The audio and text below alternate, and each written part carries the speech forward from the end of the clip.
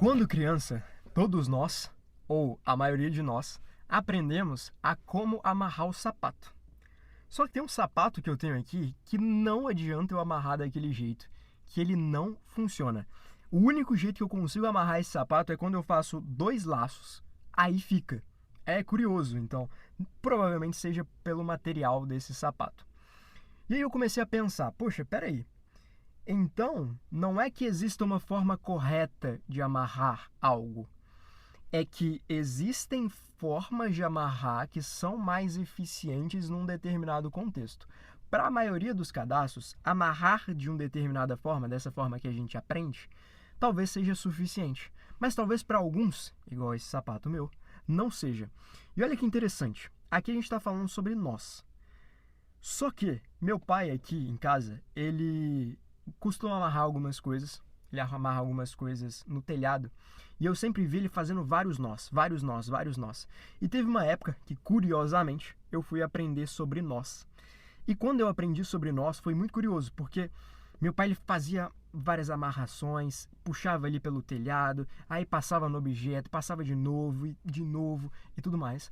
E aí eu vi que quando eu fiz esse aprendizado sobre nós, eu vi que os nós eram muito simples. E eu falei, poxa, peraí, deixa eu testar isso. E eu testei. E eles funcionaram melhor do que alguns nós que meu pai deu vários nós e ainda não funcionou. Aí eu reparei, poxa, então existe uma forma de amarrar as coisas que é mais eficiente da maneira do que ele estava fazendo. E sim. E olha que interessante. Não é só um tipo de nó, porque você fala, poxa, eu vou aprender sobre nós, é só um tipo. Não. Existe nó de caminhoneiro, existe nó de marinheiro, existe nó direito, existe nó de escalada. E geralmente esses nós não são tão complexos de passar ali, passar ali. É uma técnica que você faz. E olha que interessante.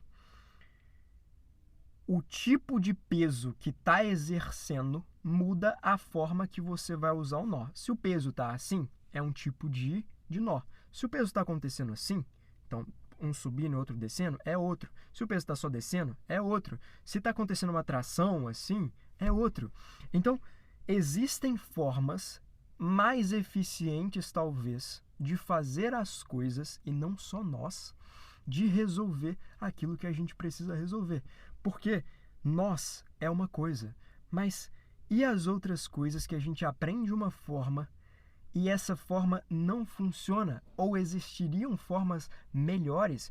Porque eu ousaria dizer, talvez, que se você fosse agora amarrar o seu tênis e o seu sapato não aceitasse mais aquele nó que você aprendeu, talvez você teria dificuldade de fazer algum outro tipo.